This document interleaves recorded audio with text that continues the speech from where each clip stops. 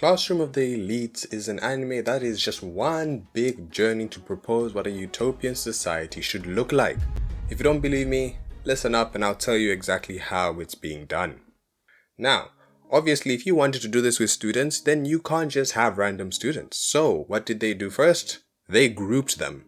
And what better way to group people than by ranking them? And what better way to rank them than to make a tier list? Right? And so Classroom of the Elite is just basically someone made a kind of tier list with the characters, and now they're just explaining why the tier list makes sense. And if you get what I mean by the tier list, I mean the fact that they have A tier, class A, B tier, class B, C tier, and D tier. They literally have the students in different tiers based off of how, they view the students. And that's what the class numbers are, just basically the different tiers on the tier list. But naturally we ask the question, what is the best way to rank a student? Right? Because what makes a good student? Are we talking about a student as someone who learns stuff? Or are we talking about the student as a holistic human being? How do you rank students? And naturally, the easiest way to rank a student is by their ability on a test that you measure, normally in terms of academics. But apart from academics, there's other ways in which you could measure a student's how smart a student is. You could also look at, put them in, propose different situations and measure their street smarts or something like that. Or you could try athletics or social skills or social ability. Or maybe just how they think, how can they outsmart other people? What can they do? How do you rank students?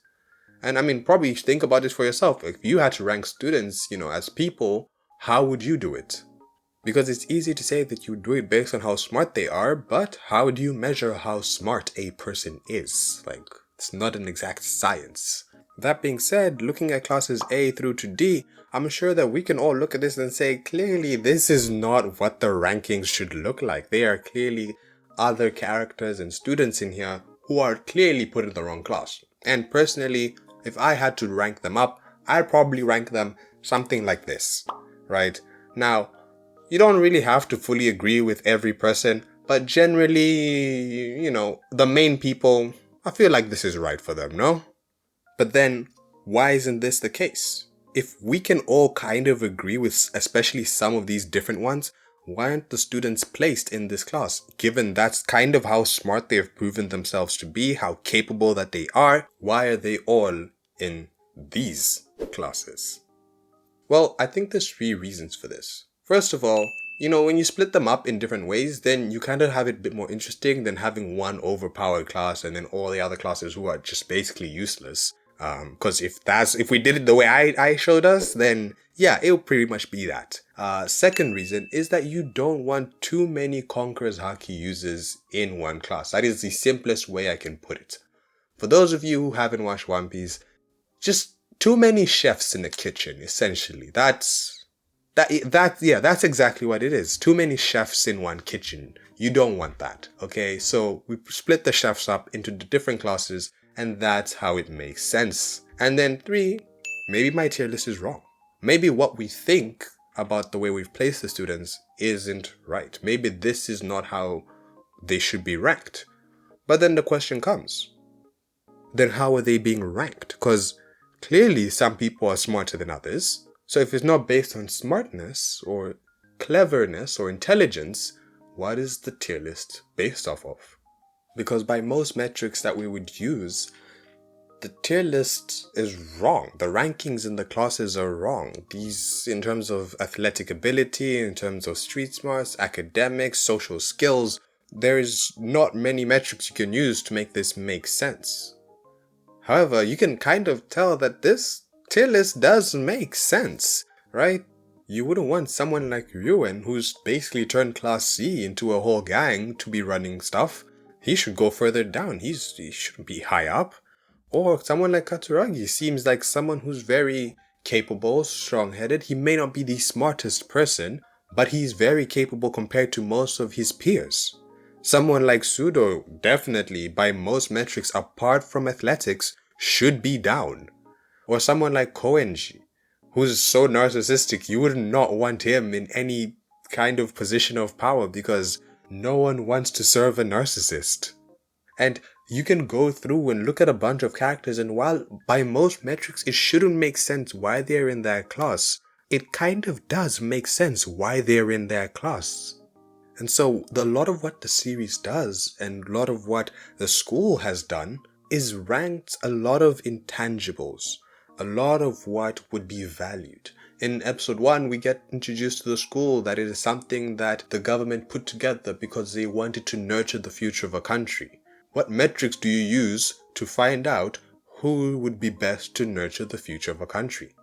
The school uses merits and talks about, your performance in the different kinds of evaluations, which, by the way, are kind of regular school stuff, but then there's performance on other activities, which is included. So that's something to look out for because the school's measuring more than just tests here. And a lot of these things are stuff that you can't formally measure in any test, but have to get a feel for. And as we go through the series, we'll find out why exactly every student is either perfect or less than perfect. Even the guys in the first class, class A, a lot of them don't look that remarkable in terms of anything, but you can kind of tell that they should be there, right? And so when you look at it, you find out that the classes A through D are ranked by the type of people who are in that class. Class A is filled with a lot of prim and proper people. They give off that vibe that, they're going to grow up to really be the leaders in society. And a lot of them right now, to be honest, they're just a bunch of subservient nerds who are going to listen to the main figures in that class. And they'll probably grow up into successful bosses because, they just focus on school and that's really what they're all about. And maybe some of them will probably have some superiority complexes from, kind of being ahead their whole life.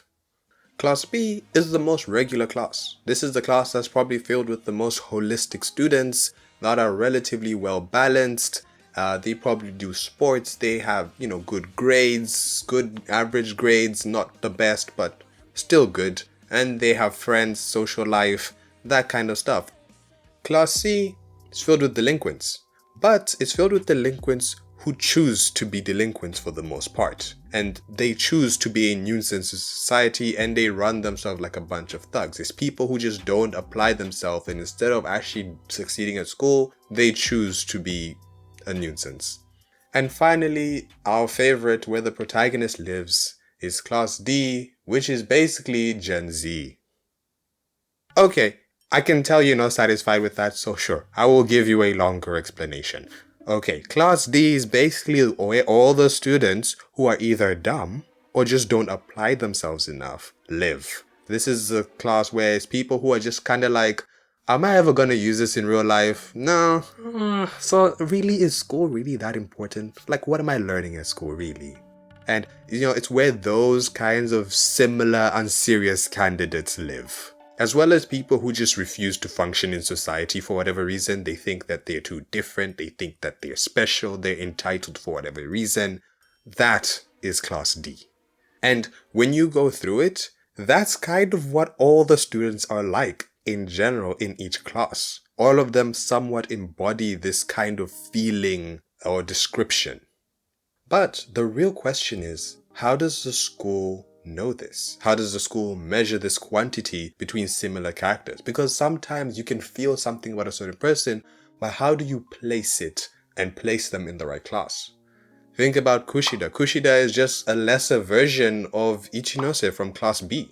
Both of them are very happy characters who do have kind of a secret of their own in their past. They are smart, they're not dumb at all. And people do tend to gather around them. They gather people with their looks and their personalities. But one is placed in Class D while the other one is placed in Class B. If one was really a bit better than the other one, then surely one would be in Class B and C or C and D. But the school said no, these two are not the same and placed them 2 classes apart.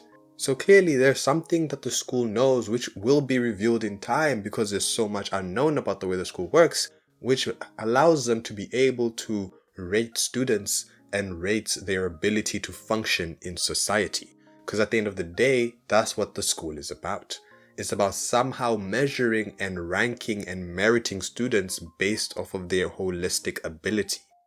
As time goes on, we'll understand each character and get a sense for what kind of society each class will build, and also what society is the best, because each class represents an ideology that I mentioned earlier on before. Just because someone seems holistically full in, high school, does that mean that they will make the best society later on? Would it be class B in that sense? Would it be the people who are just academically the smartest or the most prim and proper? Is it the delinquents and the thugs and gangsters? Or is it the misfits? Whichever class is class A in the end will be the one that is the best class. Because at the end of the day, the series is all just one big race to become class A. And remember that at the end of the day, the idea in this series is not that you can just say that, oh, this class is class A, but they're only good for society in this case or that case. Because the whole point is that the ranking system ranks more than just students' ability in one thing in life. It ranks them as a whole, their ability to function together. That's why most of the tests are not individual things. Even though they are presented as individual, most of them function as a team. They get points and lose points as a team. They function as a team. They win and they lose as a society, as a tiny society that exists within a class. I mean, look at this. It's proven all the way down to the fact that the class A, the prim and proper class, somehow got a head start and seemed to know a bit more than the other classes. Just like in real life, how, wealthy people kind of get a head start over everyone else. And class D ended up poor and broke, kind of like how a lot of people start behind poor and broke in real life. That being said, is class D the real class that should be in the end? Are the people in class D the people who should shape society, the misfits, the people I described as Gen Z, the people who don't apply themselves enough?